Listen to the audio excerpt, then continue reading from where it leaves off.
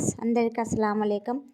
ఈరోజు ఈ వీడియో వచ్చేసి ఏమిటంటే గుత్తి కాకరకాయ కూర చేదు లేకుండా ఎలా చేసేసుకోవాలో చూద్దాం. ముందుగా నేను ఈ కాకరకాయలన్నీ కడిగేసుకుంటున్నాను. ఇలా అన్నీ నీట్గా శుభ్రం చేసి పెట్టుకోవాలి. ఇలా తీసి అన్నిటినీ పక్కన పెట్టుకోవాలి. ఇలా అన్నీ తీసి పక్కన పెట్టుకోవాలి. రెండు వైపులా అన్నీ ఇలా కట్ చేసుకొని పెట్టుకోవాలి.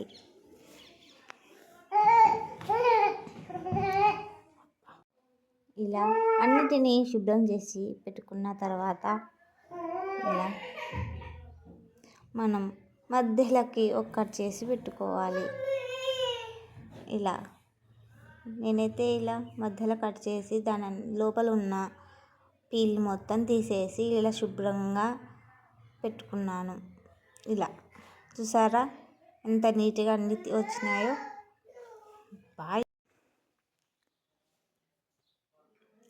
వీడియో ఎక్కడ స్కిప్ చేయకుండా చూడండి. చూసారా ఇలా అన్నిటినీ మనం తొక్కు తీసుకొని పెట్టుకోవాలి.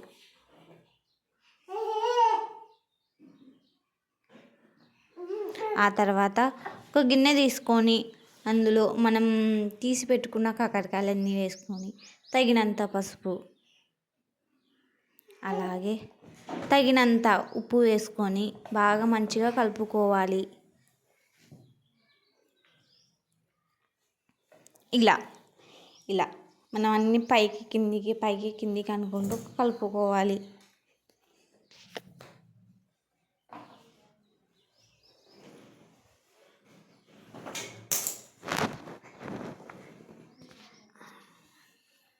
ఇలా నాకు కొద్దిగా ఉప్పు తక్కువైనట్టు అనిపిస్తుంది, అందుకే ఇంకా కొద్దిగా ఉప్పు వేసుకొని కలుపుకుంటున్నాను.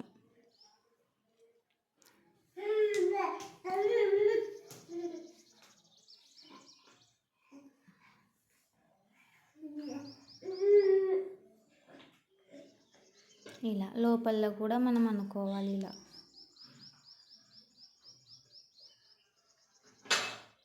ఇలా ఇంకా మన ఛానల్ని ఎవరన్నా సబ్స్క్రైబ్ చేసుకోకపోతే ప్లీజ్ నా ఛానల్ని సబ్స్క్రైబ్ చేసుకోండి, అలాగే లైక్ చేయండి. మనం ఒక అర్ధగంట సేపు మనం వీటిని మూత పెట్టేసి పక్కన పెట్టేసుకోవాలి. ఇలా ఒక అర్ధగంట సేపు తర్వాత చూడండి అంతా ఇలా మెత్తగా అయిపోయినాయో. ఇలా పిండితే మనకి ఇలా అంతా రసం అనేది రావాలి. ఇలా అన్నీ మనం పిండుకోవాలి.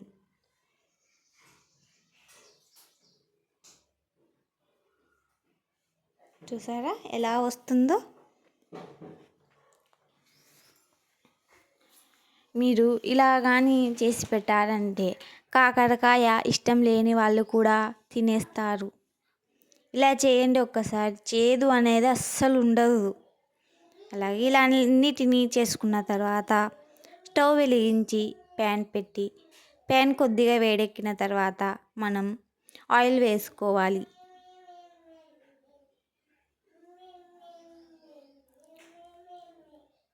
మీడియం ఫ్లేమ్లోనే పెట్టుకోండి.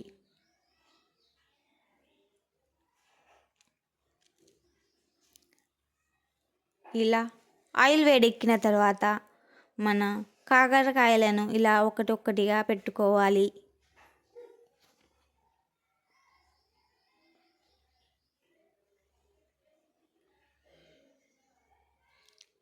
మీడియం ఫ్లేమ్లోనే పెట్టుకోండి. ఇలా ఒకటి మనం పెట్టుకోవాలి.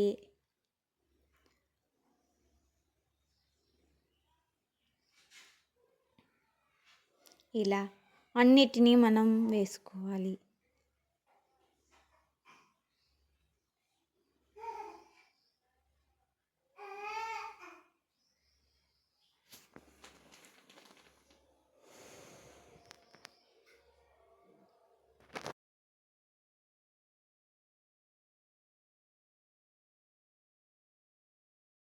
అన్నిటిని వేసుకున్న తర్వాత ఇలా మనం అన్నిటినీ ఇలా కలుపుకోవాలి. ఒక 5 మినిట్స్ తర్వాత మనం మళ్ళీ కలుపుకోవాలి.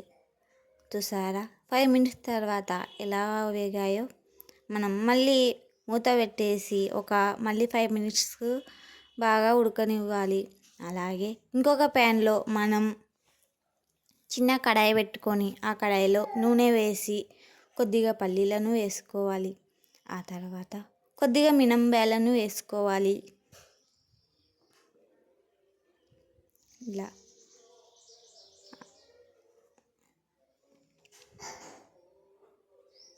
ఆ తర్వాత కొద్దిగా శనగబెల్లను వేసుకోవాలి. శనగపప్పు అంటారు చూడండి, అవి వేసుకొని మనం మంచిగా కలుపుకోవాలి.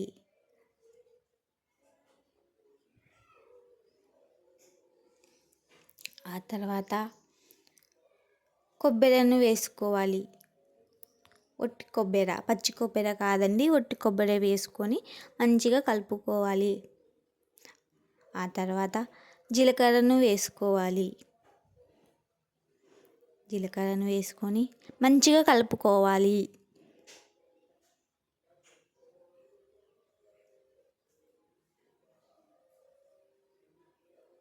ఇలా ఆ తర్వాత కొద్దిగా ధనియాలను వేసుకోండి.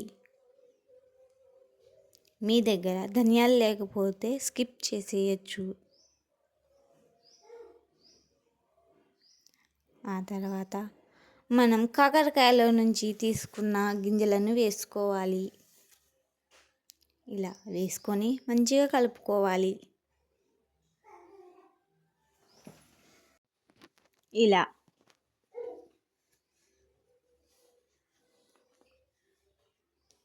చూసారా, కాకరకాయలను ఇలా వేయించుకొని పక్కన పెట్టుకోవాలి.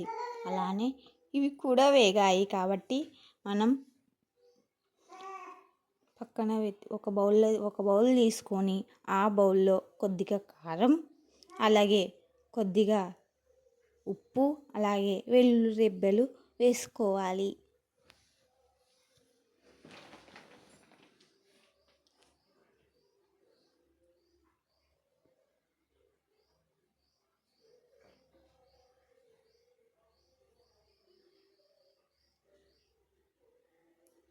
ఇంకా ఎవరైనా మన ఛానల్ని సబ్స్క్రైబ్ చేయకపోతే ప్లీజ్ నా ఛానల్ని సబ్స్క్రైబ్ చేసుకోండి. అలాగే నా దగ్గర దిల్బార్ ఉంది, అందుకే నేను దిల్బార్ వేస్తున్నాను. ఇవి నేను చాలా రోజులుగా వాడుతున్నాను. మనం కూరగాయలు కానీ నాన్ వెజ్ది చేసేటప్పుడు కానీ మనం ఇది వేసుకోవచ్చు. ఇప్పుడు వీటిని మనం మిక్స్ చేసుకొని పెట్టుకోవాలి. చూసారా, ఇలా మనం మెత్తగా మిక్స్ చేసి పెట్టుకోవాలి. ఇలా బాగా మెత్తగా మనం ఇప్పుడు వేయించి పెట్టుకున్న కాకరకాయల లోపల మనం ఈ స్టఫ్ని పెట్టుకోవాలి. ఇలా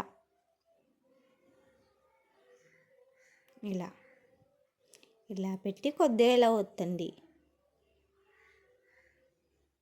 ఇలానే అన్నిటినీ ఇలానే చేసుకోవాలి.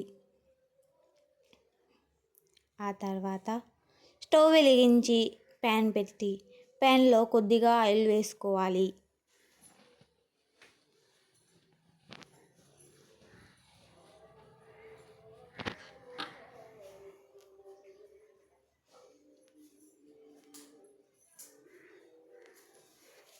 ఆయిల్ వేడెక్కిన తర్వాత నేను కొద్దిగా కరివేపాకు వేస్తున్నాను. కరివేపాకు వేసిన తర్వాత మనం ముందుగా రెడీ చేసి పెట్టుకున్న కాకరకాయని ఇలా ఒకటొక్కటిగా పెట్టుకోవాలి. జాగ్రత్తగా పెట్టుకోండి. ఇలా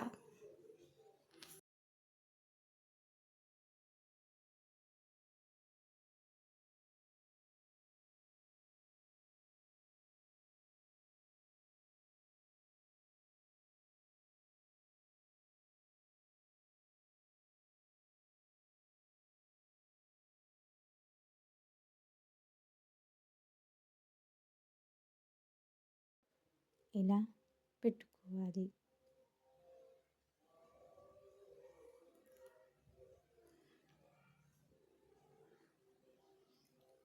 ఈ వీడియో మీకు నచ్చినట్టయితే ప్లీజ్ నా ఛానల్ని లైక్ కొట్టండి. మనం ఇప్పుడు అన్నిటినీ ఇలా పెట్టుకున్న తర్వాత కొద్దిసేపు మూత పెట్టేసి బాగా మగ్గనివ్వాలి. చూసారా ఎలా అయిపోయినాయో? ఇలా ఇలా చూసారా? మనకెంతో టేస్టీ అయిన గుత్తి కాకరకాయ కర్రీ రెడీ. ఈ వీడియో మీకు నచ్చినట్లయితే ప్లీజ్ నా ఛానల్ని సబ్స్క్రైబ్ చేసుకోండి, అలాగే లైక్ కొట్టండి.